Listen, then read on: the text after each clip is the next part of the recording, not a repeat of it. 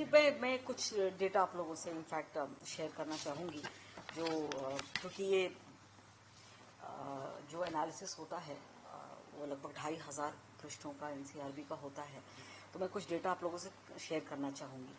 जो ये बातें हो रही हैं, तो जो एनसीआरबी ने डेटा जारी किया है कि पूरे देश में महिलाओं के विरुद्ध जो अपराध घटित हो रहे हैं उसमें हम छठे स्थान पर हैं।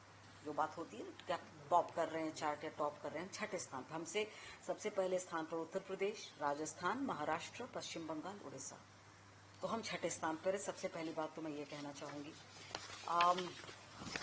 जो कुल अपराध घटित होते हैं किसी भी स्टेट में, उसका कितना प्रतिशत महिला अपराध है, उसके भी आंकड़े हमने निकाले। तो इसमें भी हम छठे स्थान पर हैं। अगेन मैं बताना चाहूँगी कि ऐसे स्टेट्स हैं जहाँ टोटल कुल अपराध के का 25% महिला अपराध है। हमारे यहाँ निश्चित तौर पे पिछले साल से बढ़ा है। पिछले साल 20 में कुल अपराध का 9% था, इस बार बढ़ के 10.1 हुआ है। लेकिन जो बढ़ोतरी अन्य राज्यों में है वो हमारे यहाँ से कहीं ज़्यादा है। तो एक तो ये भी बात मैं बताना चाहूँगी, ये बिल्कुल जो टोटल रेप हैं जो हम उसको ब्रेकअप कर रहे हैं पॉक्सो यानी कि नाबालिग के रेप में, तो जो अब जिनको हम बलात्संग कहते हैं बालिग महिलाओं के, उसमें हम दूसरे स्थान पर हैं। पर मैं फिगर बताना चाहूँगी कि कितना फ़र्क है। राजस्थान में यह आंकड़ा 6337 है और हमारे यहाँ का आंकड़ा 2947 है। तो ये फ़र्क है। और उससे हमारे नीचे जो स्टेट्स हैं वो 100 के फिगर का है। जो पॉक्सो के बारे में बात हो रही है, बिल्कुल सही है कि हमारा आंकड़ा 3512 है। और जो 4/6 पॉक्सो एक्ट होता है ये बलात्संग का आंकड़ा है और ये नाबालिग बच्चियों का है।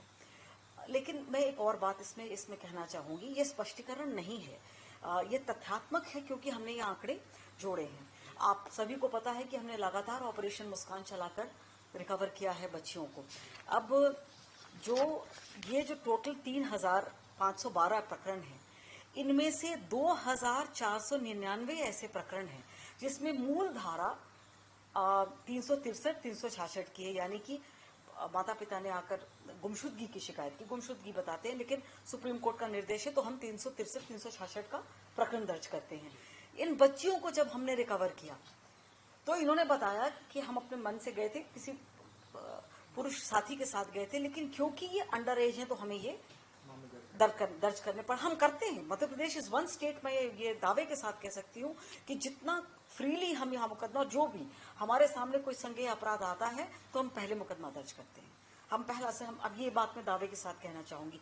तो ये 3512 में से 2499 जो ये, और ये आंकड़ा मैं जो कह रही हूँ ये उन बच्चियों को, क्योंकि ये प्रकरण दर्ज थी और ये रिकवर हुए, तो इन्होंने कोर्ट में जो बयान दिया उस बयान के आधार पर मैं ये कह रही हूँ कि उनके बयानों में ये बात आई कि वो स्वेच्छा से गई थी, लेकिन क्योंकि वो अंडर एज थी तो हमने ये मुकदमा दर्ज किया है। तो ऑफ कोर्स ये जस्टिफिकेशन नहीं है, लेकिन ये पक्ष भी रखना जरूरी है।